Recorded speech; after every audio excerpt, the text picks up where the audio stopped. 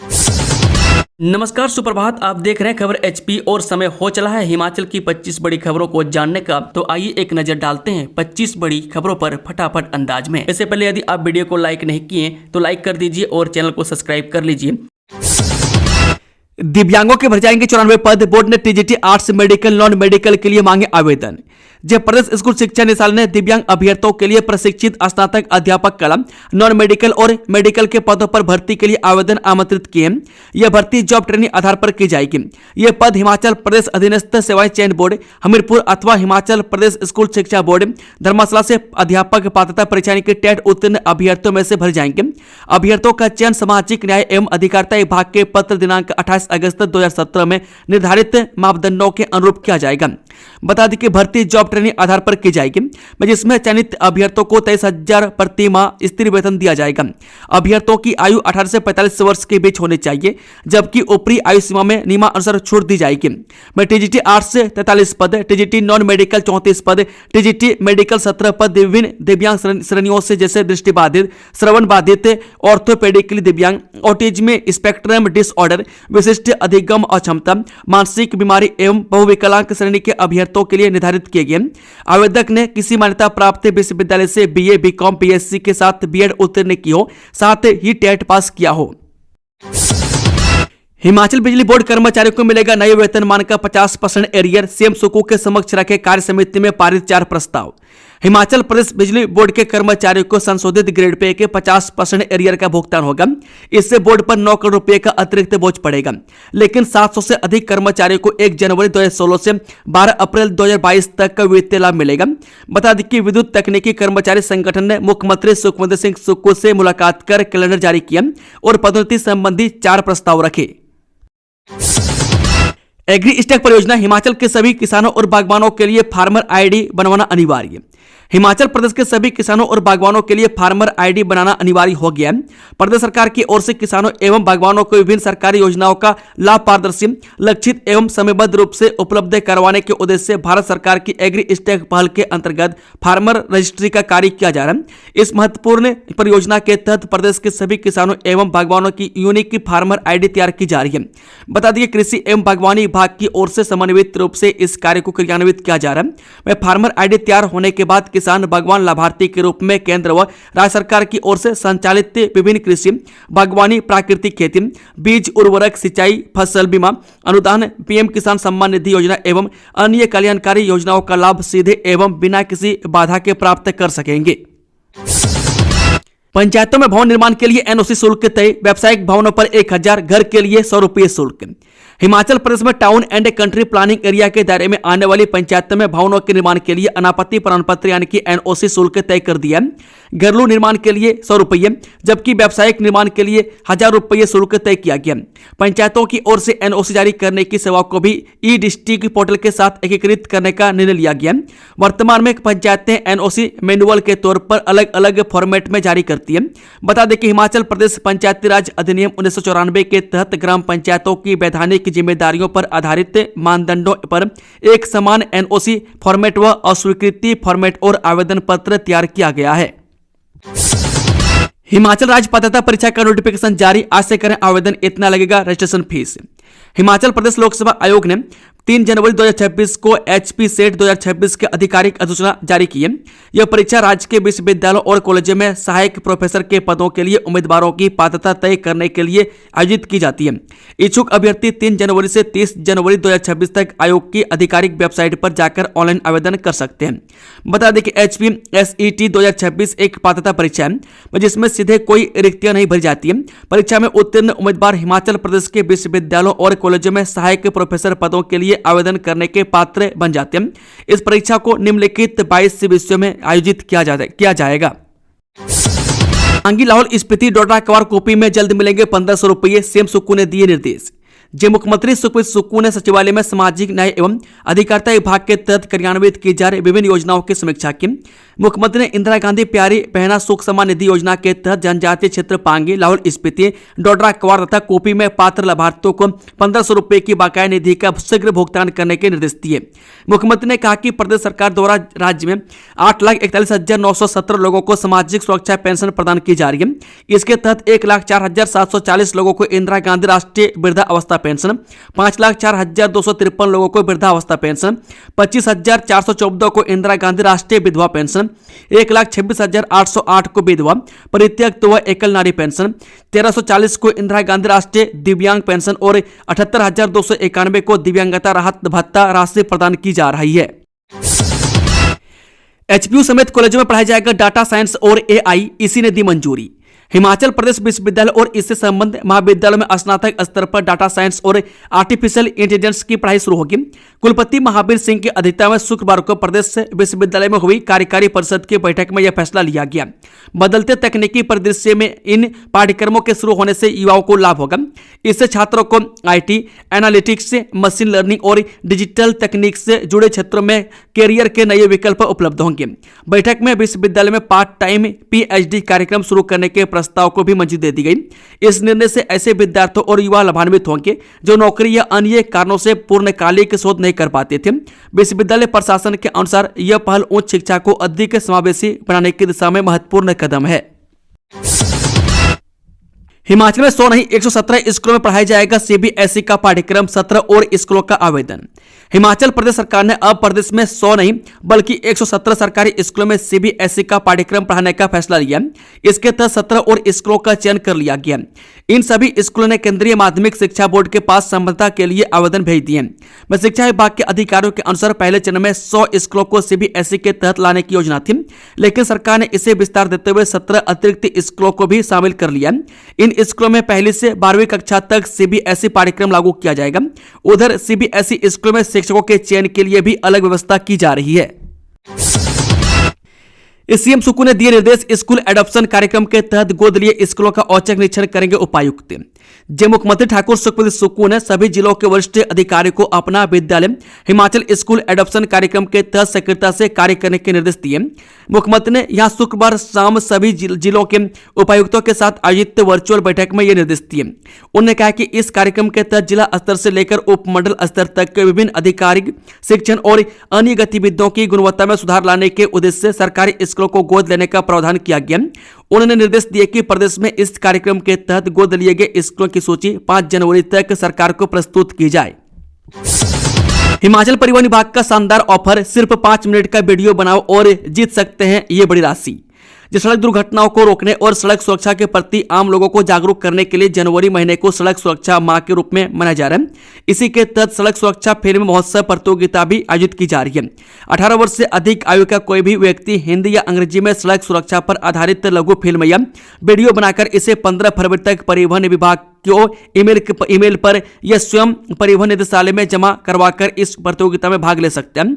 लघु फिल्म या वीडियो की अवधि 5 मिनट से ज्यादा नहीं होनी चाहिए। परिवहन विभाग के अतिरिक्त उपायुक्त कार्यालय शिमला से प्राप्त जानकारी के अनुसार यह प्रतियोगिता 4 अलग अलग आयु वर्ग 18 से 25 वर्ष, 25 से 32 वर्ष, 32 से 40 वर्ष और 40 वर्ष से अधिक वर्ग में आयोजित की जा रही है। प्रत्येक वर्ग में प्रथम रहने वाले प्रतिभागी को 25,000 रुपये की राशि, ट्रॉफी और सर्टिफिकेट दिए जाएंगे। इनके अलावा 5-5 हजार रुपए के 20 अन्य पुरस्कार भी दिए जाएंगे तथा सभी प्रतिभागियों को सर्टिफिकेट मिलेंगे। अब खुली सिगरेट बेचना पड़ेगा भारी, इन अधिकारियों को मिली चालान और जुर्माने की पावर। हिमाचल प्रदेश खुली सिगरेट और बीड़ी की बिक्री का निषेध और सिगरेट और अन्य तंबाकू उत्पादों के खुदरा व्यापार का विनियमन अधिनियम 2016 के विभिन्न प्रावधानों को सख्ती से लागू करने तथा इनका उल्लंघन करने वाले व्यापारियों के चलान के लिए प्रदेश सरकार ने विभिन्न विभागों के अधिकारियों को अधिकृत किया है। उपायुक्त अमरजीत सिंह ने बताया कि इस संबंध में स्वास्थ्य विभाग के सचिव की ओर से जारी अधिसूचना के अनुसार एएसआई और इसके ऊपर के रैंक के सभी पुलिस अधिकारी 5,000 रुपये तक का जुर्माना कर सकेंगे। इस शहर में ट्रैफिक व्यवस्था के लिए नया मास्टर प्लान तैयार, क्रेन से उठाए जाएंगे वाहन। आनी में लगातार बढ़ रही ट्रैफिक जाम की समस्या से निपटने और यातायात व्यवस्था को सुदृढ़ बनाने के लिए एसडीएम कार्यालय आनी में एसडीएम लक्ष्मण सिंह केनेट की अध्यक्षता में बैठक आयोजित की गई। इसमें विभिन्न विभागों के अधिकारी, पुलिस प्रशासन, व्यापार मंडल तथा टैक्सी यूनियन के प्रतिनिधि उपस्थित रहे। बैठक में निर्णय लिया गया कि बेतरतीब तरीके से खड़े वाहन चालकों के खिलाफ सख्त कार्रवाई की जाएगी। नियमों का उल्लंघन करने वाले वाहनों को क्रेन से उठाया जाएगा और चालान भी काटे जाएंगे। ओल्ड बस स्टैंड में टेम्परेरी पार्किंग विकसित की जाएगी ताकि सड़क किनारे खड़े वाहनों के कारण जाम की स्थिति न बने। इसके साथ ही परमानेंट रूप से खड़ी गाड़ियों को तुरंत हटाने के निर्देश दिए गए। कांग्रेस ने 11 जिलों में बनाए अध्यक्ष, कांगड़ा से अनुराग, मंडी से चंपा ठाकुर को कमान। हिमाचल कांग्रेस के 13 में से 11 जिलों में नए अध्यक्ष नियुक्त हो गए हैं। में किन्नौर और शिमला ग्रामीण को छोड़कर बाकी नियुक्तियां हो गई है। मंडी जिला से चंपा ठाकुर, कांगड़ा से अनुराग शर्मा, हमीरपुर से सुमन भारती शर्मा और लाहौल स्पीति से दोरजे अंगरूप को जिला कांग्रेस अध्यक्ष बनाया गया। में कुल्लू जिले की जिम्मेदारी शेषराम आजाद को सौंपी गई है। में चंबा से सुरजीत भरमोरी, सिरमौर से आनंद परमार, सोलन से सुभाष चंद्र बरमानी और शिमला शहरी से इंद्रजीत सिंह को डीसीसी अध्यक्ष नियुक्त किया गया। बिलासपुर जिले से अंजना धीमान और ऊना जिले से देशराज गौतम को जिला कांग्रेस कमेटी का अध्यक्ष बनाया गया। कांग्रेस अध्यक्ष विनय कुमार ने सभी को बधाई दी।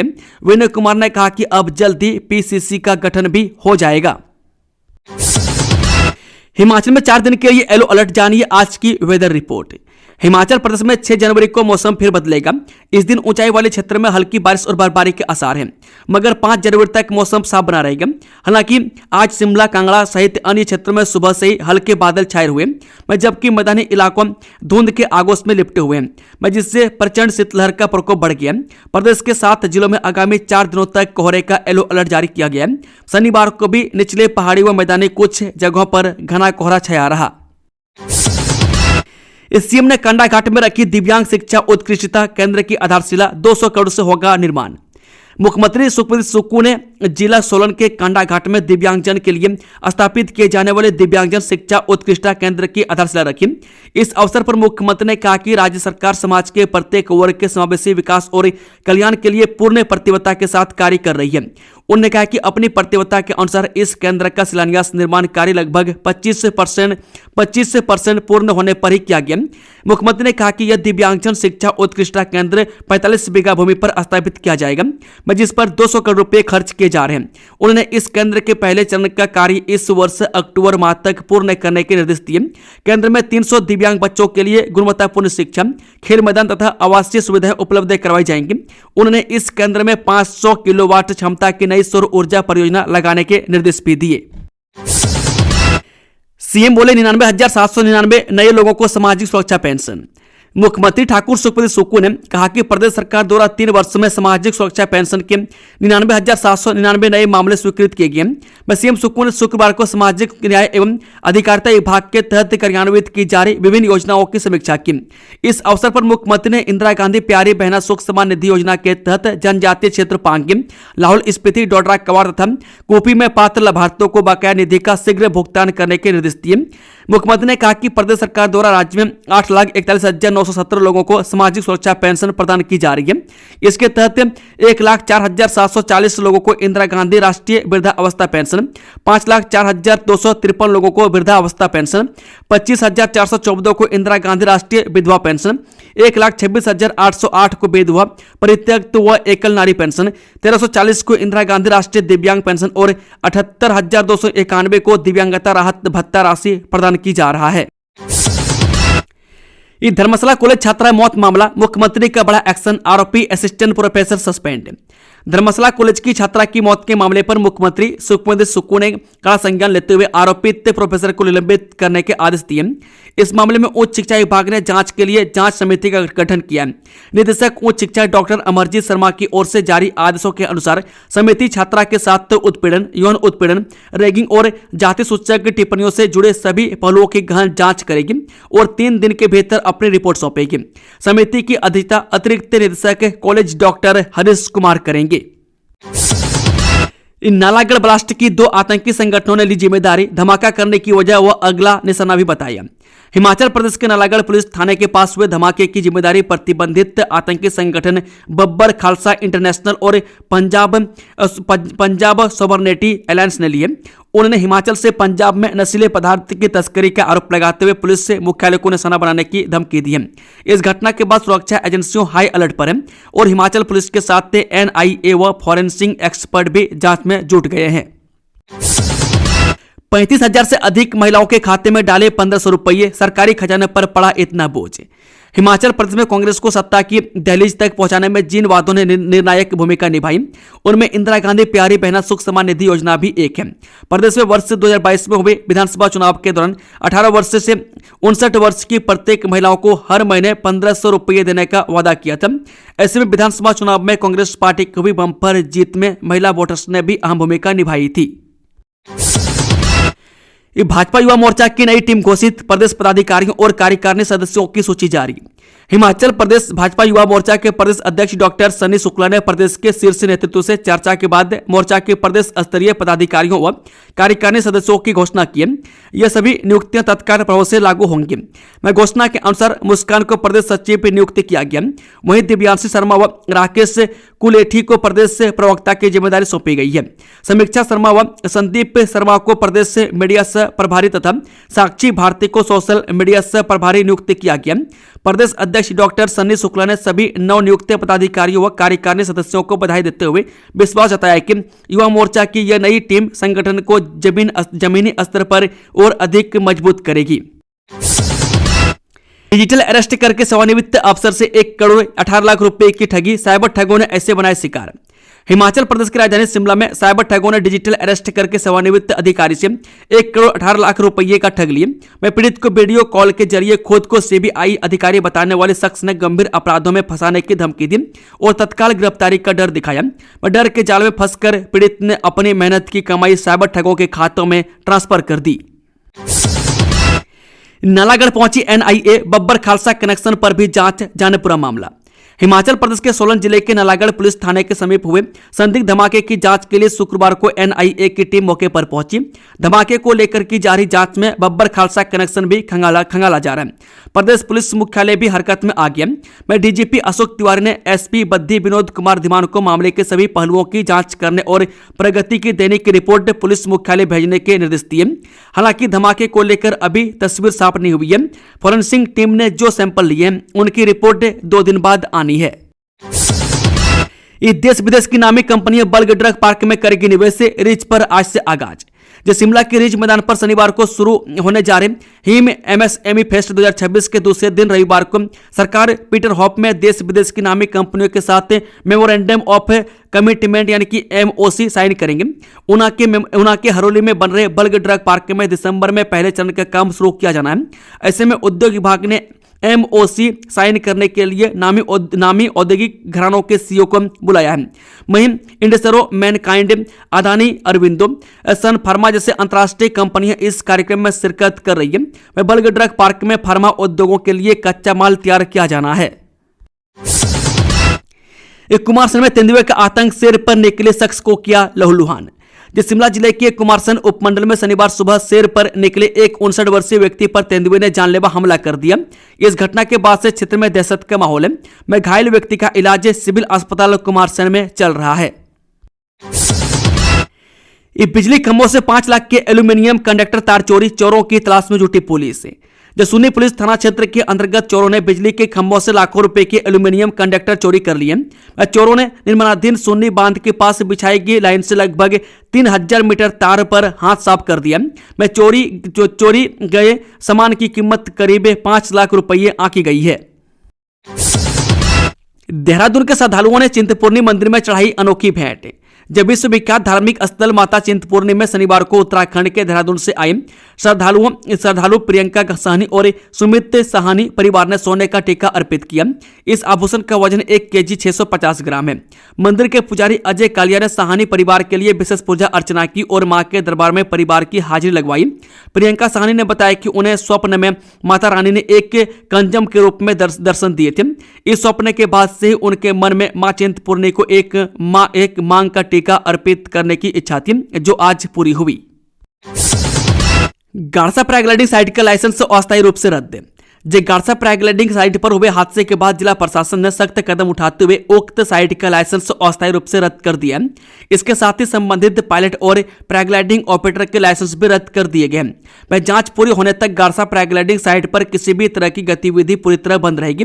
जिला पर्यटन अधिकारी कुल्लू डॉक्टर रोहित शर्मा ने कहा कि पैराग्लाइडिंग और अन्य साहसिक पर्यटन गतिविधियों के संचालन के लिए एक रेगुलेटरी कमेटी गठित की गई है, जो सभी सुरक्षा मानकों और नियमों की निगरानी करती है। उन्होंने स्पष्ट किया कि जिले में संचालित सभी वाटर स्पोर्ट्स और एरो स्पोर्ट्स गतिविधियों के लिए निर्धारित नियम और दिशा निर्देश समय समय पर ऑपरेटरों तक पहुंचाए जाते हैं। उन्होंने कहा कि पर्यटकों की सुरक्षा प्रशासन की सर्वोच्च प्राथमिकता है और किसी भी प्रकार की लापरवाही बर्दाश्त नहीं की जाएगी। हिमाचल के भेड़ पालकों को बड़ी राहत, 294 करोड़ 36 लाख रुपए का पहल प्रोजेक्ट स्वीकृति। जो पहाड़ी राज्य हिमाचल प्रदेश में भेड़ पालकों के लिए राहत भरी खबर है। अब प्रदेश के भेड़ पालकों का बीमा किया जाएगा और भेड़ बकरी पालन के लिए उन्हें 95% तक अनुदान प्रदान किया जाएगा। इसके लिए राज्य सरकार ने 294 करोड़ 36 लाख रुपए का पहला प्रोजेक्ट स्वीकृत किया। सरकार ने संबंधित विभागों को निर्देश जारी किए हैं कि इस प्रोजेक्ट को शीघ्र धरातल पर उतारते हुए भेड़ पालकों को इसका पूरा लाभ दिया जाए। यह जानकारी प्रदेश बुल फेडरेशन के चेयरमैन मनोज कुमार ठाकुर ने शनिवार को धर्मशाला में आयोजित एक प्रेस वार्ता के दौरान दी। मनोज ठाकुर ने बताया कि बीते 5 वर्षों के आंकड़ों के अनुसार प्रदेश में भेड़ बकरियों की संख्या में 20 से 25% तक की कमी दर्ज की गई है, जो गंभीर चिंता का विषय है। इस मुद्दे को मुख्यमंत्री सुखबीर सुक्खू के समक्ष उठाया गया, जिसके बाद विस्तृत प्रोजेक्ट तैयार कर इसे मंत्रिमंडल से मंजूरी दिलाई गई। उन्होंने कहा कि मुख्यमंत्री ने इस प्रोजेक्ट के माध्यम से भेड़ पालकों को नए साल का बड़ा तोहफा दिया है। 5 जनवरी को कांगड़ा के इन इलाकों में बाधित रहेगी विद्युत आपूर्ति। हिमाचल प्रदेश राज्य विद्युत परिषद लिमिटेड उपमंडल नंबर 1 कांगड़ा के उपभोक्ताओं के लिए एक जरूरी सूचना है। 11 केवी कांगड़ा नंबर 2 फीडर के तहत आने वाले विभिन्न क्षेत्रों में 5 जनवरी को बिजली आपूर्ति बाधित रहेगी। बिजली विभाग द्वारा दी गई जानकारी के अनुसार पेड़ों की टहनियों की कटाई और लाइनों के सामान्य रखरखाव के चलते यह शटडाउन लिया गया। इस दौरान 5 जनवरी को सुबह 9 बजे से कार्य समाप्ति तक बिजली बंद रहेगी। रोजगार का मौका, 12 जनवरी को आईआईटी बिलासपुर में कैंपस इंटरव्यू, 200 पदों पर होगी भर्ती। बिलासपुर और आसपास के क्षेत्र में रोजगार की तलाश कर रहे आईटीआई पास युवाओं के लिए साल की शुरुआत में ही एक शानदार अवसर आया। मैं देश की सबसे बड़ी कार निर्माता company Maruti Suzuki India limited Bilaspur के राजकीय औद्योगिक प्रशिक्षण संस्थान में दस्तक देने जा रही है। मैं कंपनी द्वारा यहां एक विशेष कैंपस इंटरव्यू का आयोजन किया जाएगा, जो निजी क्षेत्र में अपना भविष्य बनाने वाले युवाओं के लिए एक सुनहरा मौका साबित तो हो सकता है। दोस्तों, खबरों का सिलसिला समाप्त होता है। अगर जानकारी पसंद आई तो वीडियो को लाइक, शेयर, चैनल को सब्सक्राइब जरूर कर लें। Thank you, all the best. जय हिंद, जय हिमाचल।